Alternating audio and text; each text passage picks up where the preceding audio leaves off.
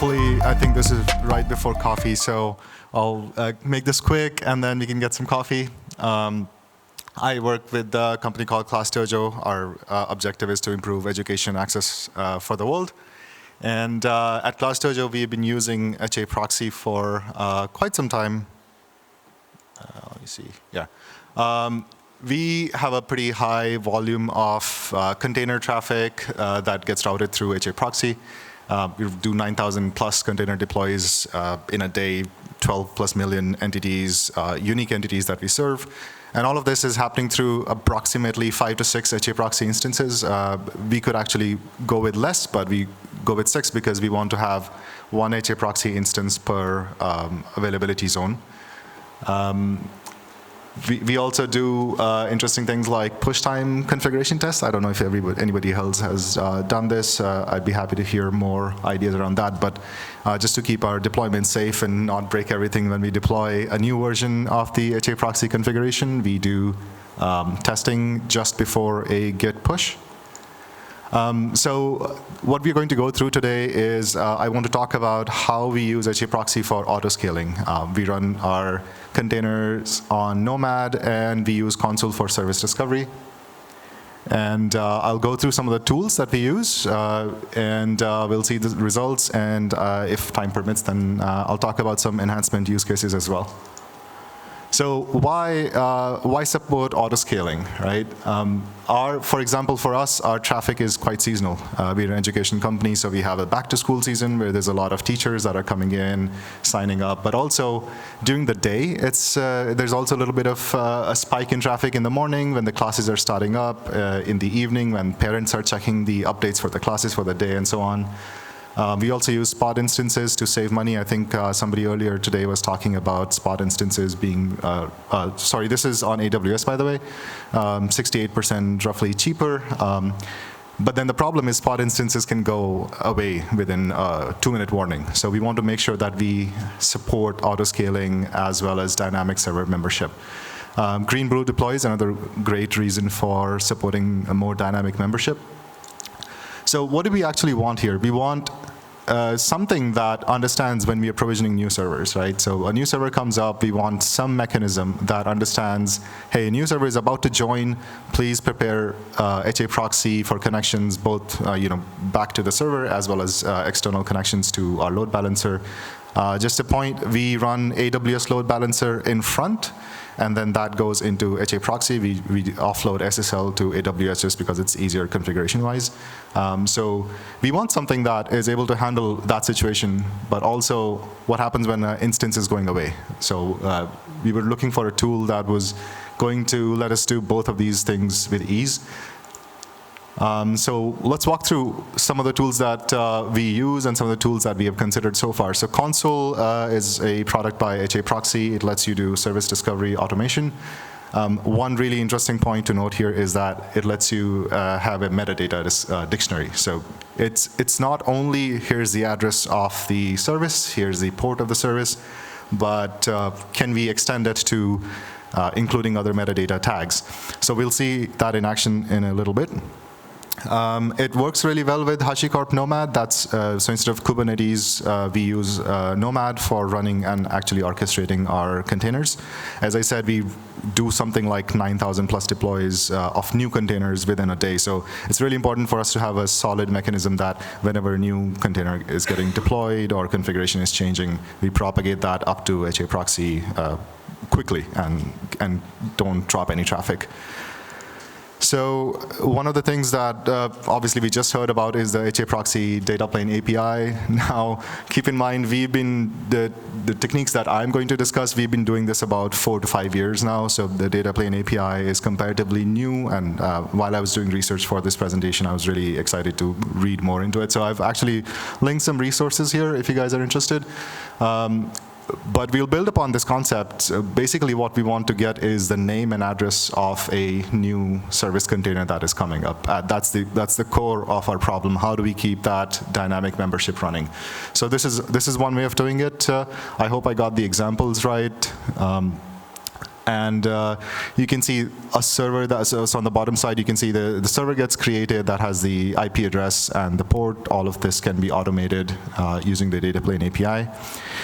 But can we go one step further with integrating into our stack? So what if we said HAProxy plus using Consul as a DNS server? So Consul can also resolve DNS queries on its own. So another way, a great way, again, this is on the HAProxy blog as well. A great way to do this is run DNS resolution using Consul and using these range queries. So the range query is going to go through, is going to ask Consul to resolve the DNS, and that'll give you a list of, let's say, you have 10 servers behind the instance. And it's going to populate all of that, and you can see you can use a keyword called resolvers, and the resolver console goes to the DNS block up there. So all of that works out really well, but it is a little bit simplistic for what we were trying to do. So let's see how we can go one step further. There's another tool called Consul Template, which is sort of a companion tool to Consul itself. It's a templating tool that is written in Go, so it supports the Go template syntax. Two interesting keywords here, range and file. We'll be looking into that. So the very basic idea is range query. So what this is saying is, I just want range over all the instances of a particular service. So range service my fleet, where the name of the service is my fleet. So if you register a service in Consul with the name my fleet, and this is almost like an iterator that is going through all the instances. So what you get for free here is the name, address, and port. So obviously this is now starting to look a little bit familiar with the how the HAProxy configuration actually looks like. So let's see how this looks when it gets rendered. So above is the same snippet. So we have the range snippet, and then this is going to pull a name for the service, pull the IP address, and the port. So quite straightforward. Now, can we go one step further and use that service metadata that I was talking about? So a use case here is, what if you do not want to use the same port as your service port for your HAProxy agent check? So how do we accomplish that? Because by default, you'll just get, here's the service, here's the IP address, and here's the port. So now Consul actually lets you attach metadata to a service. So every instance, every container that is coming up, let's say I want to dynamically allocate port 9000 to serving the actual traffic, and I'm running a little daemon process to check the status or the health of my service on 9999.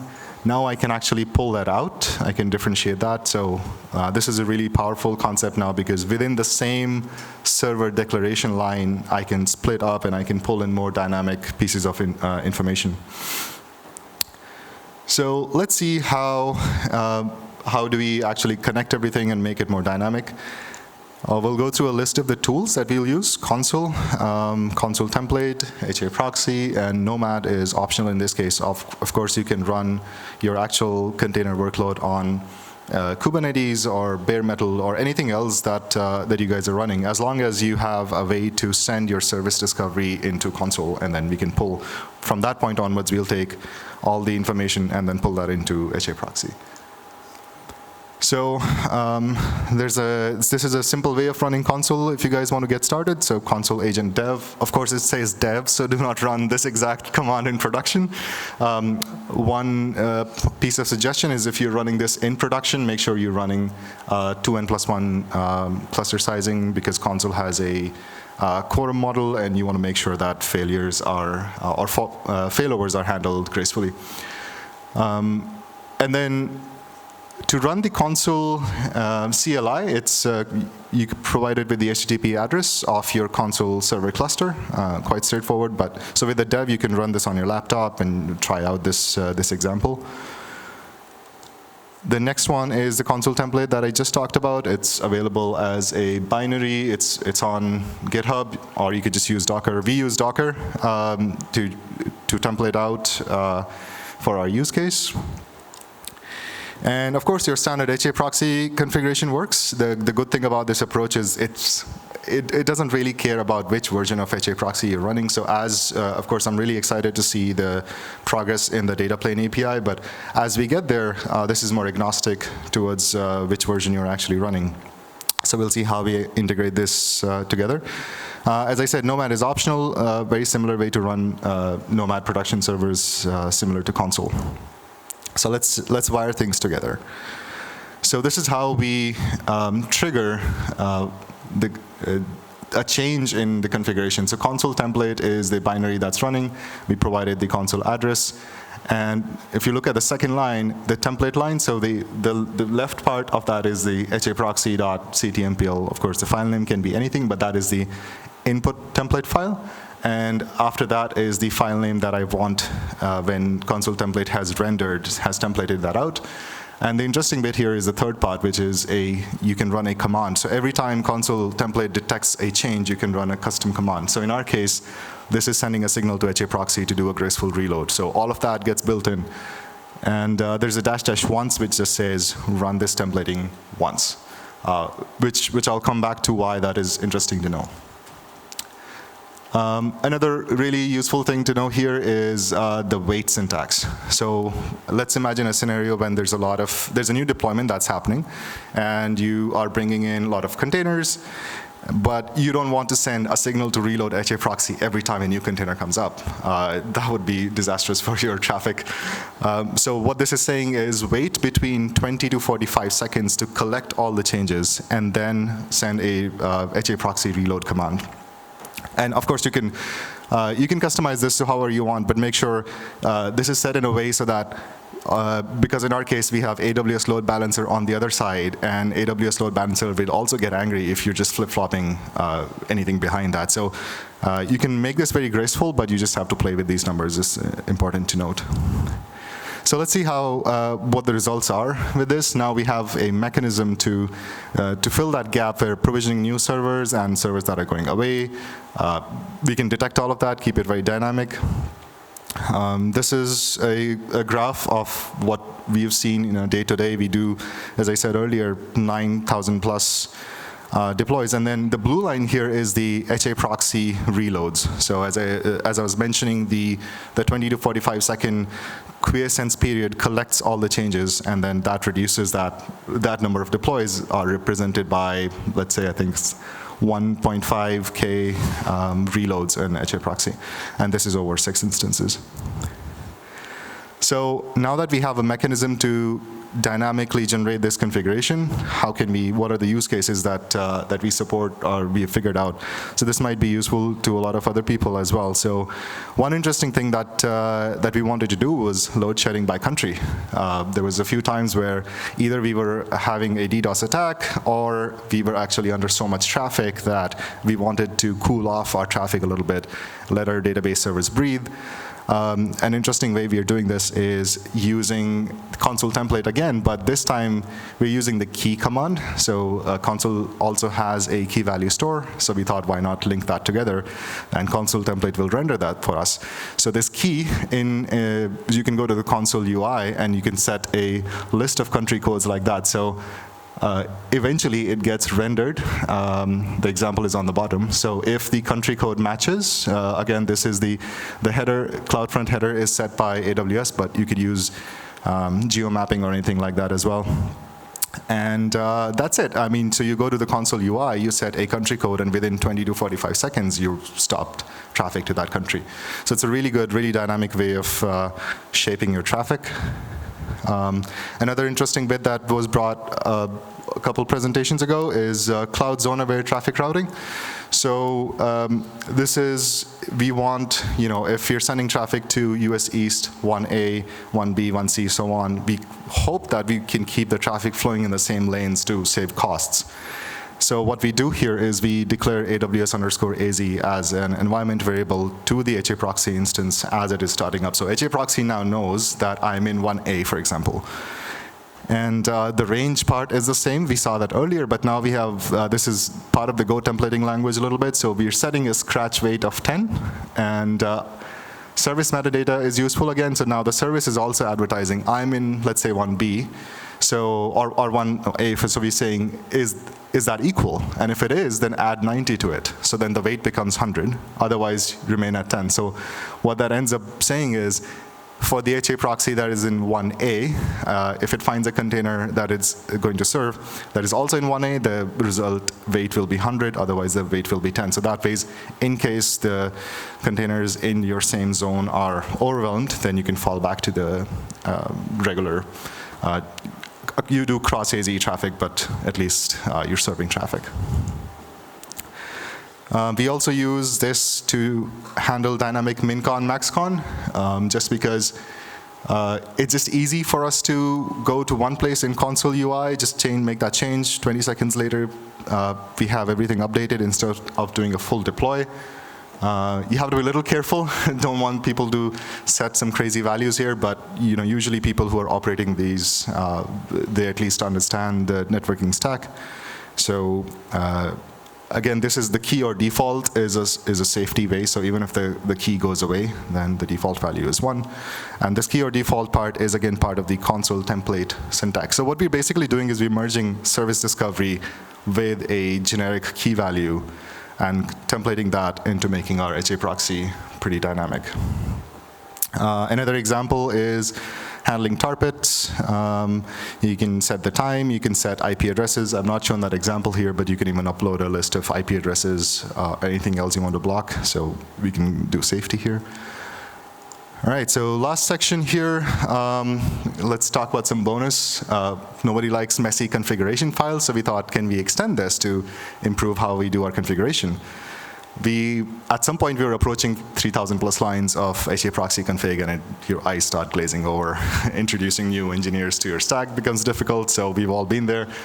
So we said, why don't we use Consul template to actually handle doing this? So this is the downside of doing this is double rendering. So Consul template, because again, is part of the Go template syntax, has a file keyword. And what this is saying is just bring the contents of this other file into my current template. So what we've done is we've divided our files into two parts, so ACL templates and then Consul or server templates. So we'll see how that works in action. So the top part is an ACL, pretty standard, and then the other one is a matching server block. And if you combine those two together, so you have the file block up there, and then in the front end you have your ACLs, and then when you render this out, everything kind of flows into one proper HAProxy configuration. So this is what the backend, the server membership looks like, and that gets rendered into a proper front-end configuration. So step one of the double rendering process that I was talking about is just use that -- once, remember that? So that first part is going to take files and then combine that into an HAProxy parts configuration. And then step two will be the continuous polling of actual changes to your server membership. So that, combining these two together, lets us have a very clean configuration. So that's the end of my talk. If you have any questions, I'll be happy to answer.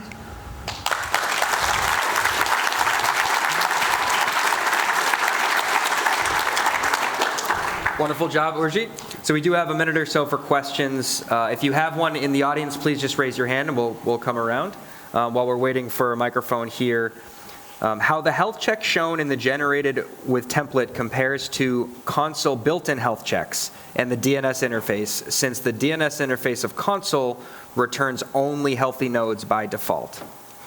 Yeah, that's a good point.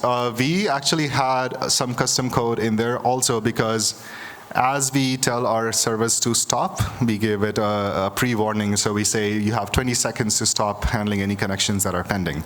And so we were able to handle that with more code dynamically ourselves. So we tell we running Node a lot, so we tell our Node instances, hey, stop accepting new connections, finish everything that is in flight. And then we use the HAProxy has more distinguished codes about this is about to go down, this is down. So that's why we ended up using a separate agent for handling that. So it gives us more control. Thank you. I have a question. So I think that most of the reloads are triggered by adding or removing servers in backends. Since HAProxy 2.6, we now have the ability to create or remove backend on the fly without reloading. How do you think this could integrate with Consul template or maybe something else, that happen API directly or this type of thing, just to avoid reloading at all in your case? Yeah, I mean, Consul template has to tell HAProxy somehow that server membership has changed.